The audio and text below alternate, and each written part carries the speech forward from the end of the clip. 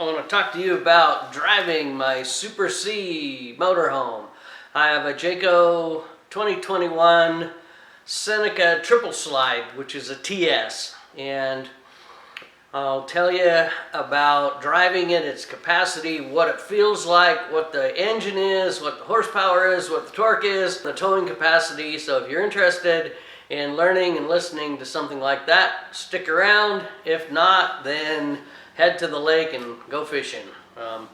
Anyway, my Jayco is a 37 footer, which means from bumper to bumper, it's 39.5 feet. So it's basically a 40-foot motorhome. It has a gross vehicle weight rating of 29,000 pounds and a gross combined weight rating of 41,000 pounds, giving it a tow capacity of 12,000 pounds. So 41,000 pounds is a lot of weight. It's something you really need to be careful with and consider when you're driving. Just driving an RV in general, driving a truck and trailer in general.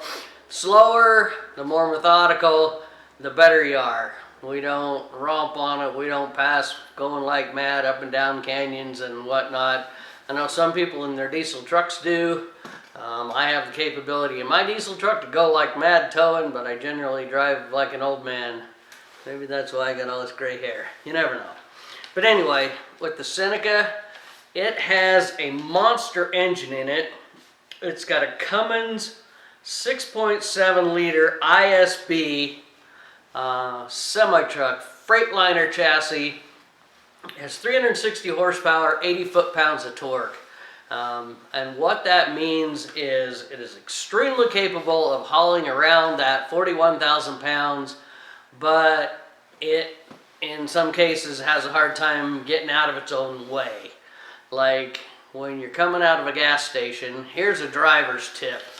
As you turn and go through the gutter, if you're turning and halfway through and one wheel goes in the gutter first and then the next one goes in the gutter, that'll rock that thing like mad, and the microwave will come flying open, your glass plate will hit the floor, and your fridge will come flying open, and your potato salad will come out and hit the floor. So if that's happened to you, write down in the comments. If you're towing a trailer, you don't recognize it till you get in there later and the fridge is open and there's a glass mess all over the place. But in the motorhome, it's kind of unsettling. So, coming out of a gas station, turning onto the street is when you go really, really slow. And then the next thing you do is, as soon as you get it straightened out, you romp on it, and the turbo will kick in, and the engine will start to move, and the transmission's in about second gear. And the RV will actually get up to speed from 5 miles an hour to 20 miles an hour within like 8 football fields. I'm kidding, but they don't go fast, they don't go slow. But if you kind of time it from 5 to 20 miles an hour, you'll get some good momentum going. You have to kind of rump on the gas. And then if you're hitting an on-ramp, from that 25, 30 miles an hour top after you've romped on it, you just put the pedal down, the transmission shifts up to third, up to fourth, up to fifth, and at the end of the on-ramp, you're going about 60. You're barely ready to merge, so you got to be looking and you got to be blinking and you got to be trying to find traffic, because this thing and on-ramps don't go well together. I've talked to my RV dealer and my neighbor a number of times, and he says they just have power and the capability with the engine and the Allison transmission, but they just detune them on purpose. They just make them go into slow mode gear. But that's not to say once you get up to speed, once you get it up to about 70, 75, which is a good cruising altitude. Well, the altitude, of course, is 4,500 feet above sea level. That's kind of where we drive around. But cruising speed of 70, 75.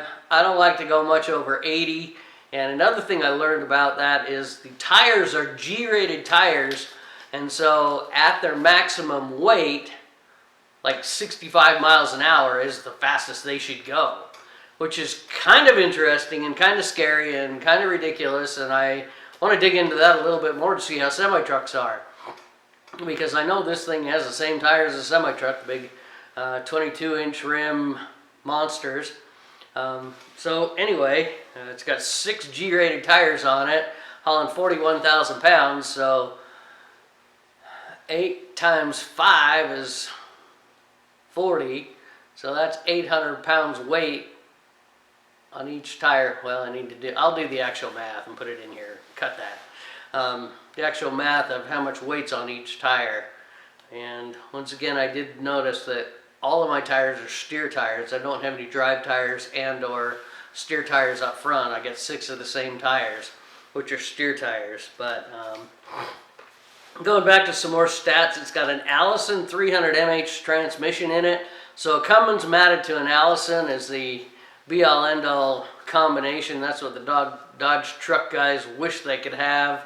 But the Duramax has the Allison transmission in it in diesel trucks, and the engine is also equipped with a exhaust brake. It used to be called a Jayco brake, and it's actually really pretty quiet. And so everywhere you see the big signs, engine brakes, exhaust brakes not allowed. I generally don't use it. In general, I'll only turn it on when I'm really coming down a steep hill and I'm worried about it. But it doesn't seem to me like I'm really that loud and like I would get pulled over or worried about it in a zone where it says no Jayco brakes allowed. The other thing to note is this whole thing is built on a Freightliner S2 RV chassis, and that's what's capable of hauling the 41,000 pounds. So those are all the stats. That's kind of what it feels like to drive. You are behind the front wheels and lower than a Class A.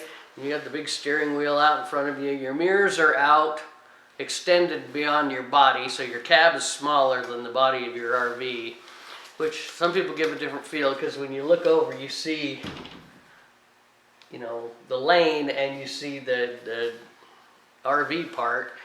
You have to use your mirrors. You have to get used to your mirrors. It does have blinkers, cameras that come on, and a backup camera. The backup camera is extremely helpful. The backup camera is not overly helpful for hooking up a trailer.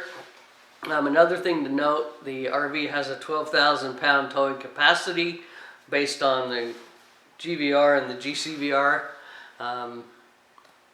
So I wouldn't tow more than 12,000 pounds. The rig can probably handle it, but that's extreme amount of weight.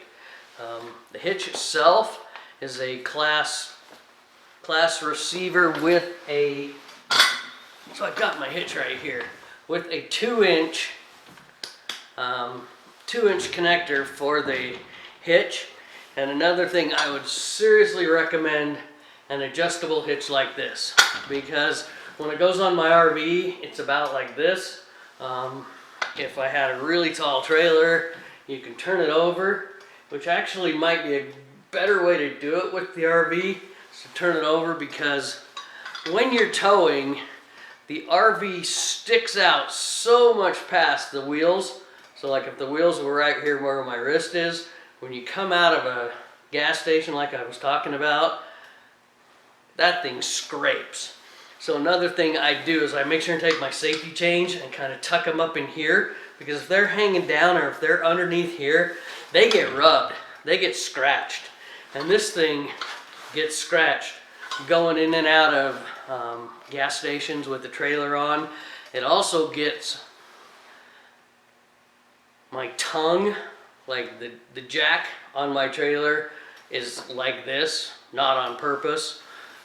I've just bent it and rubbed it so many times. So if you have a flatbed trailer or something with a jack on it, get one of those ones that you can pull the lever and lift it up like with a wheel on it.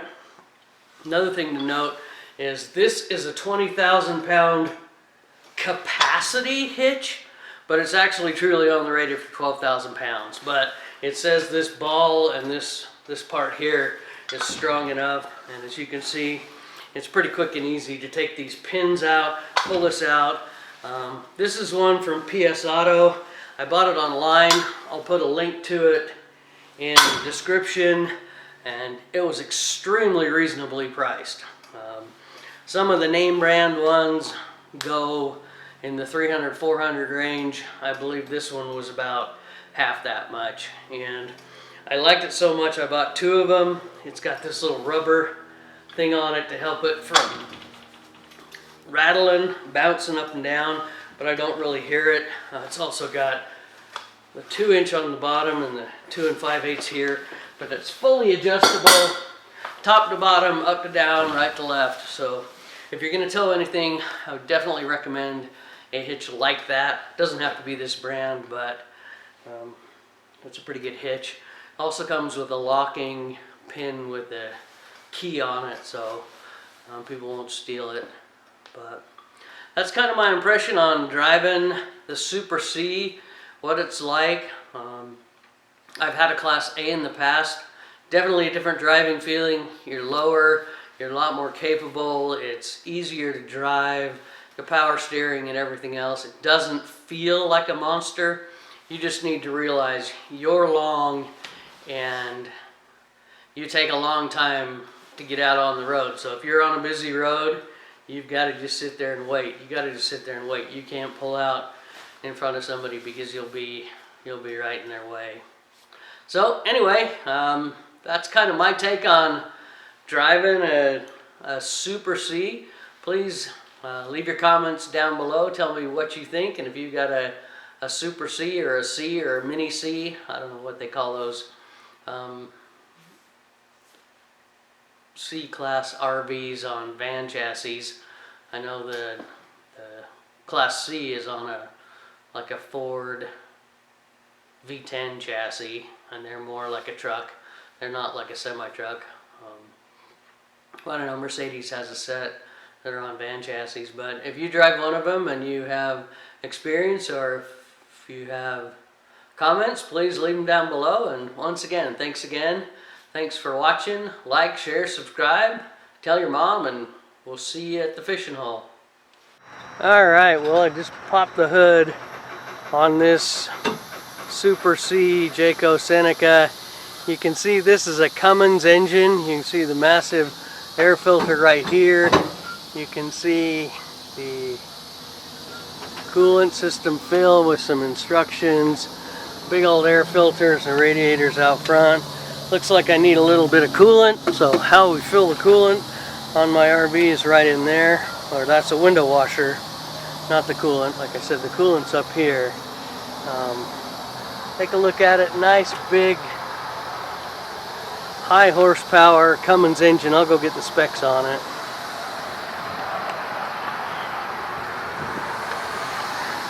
But this is the view over here. This is a power steering pump. You can see nice big monster engine, so it's got a lot of power. This is the brake system. That's all air brakes on it. Transmission oil right here. It's got an Allison transmission in it, so that's awesome. Awesome motor.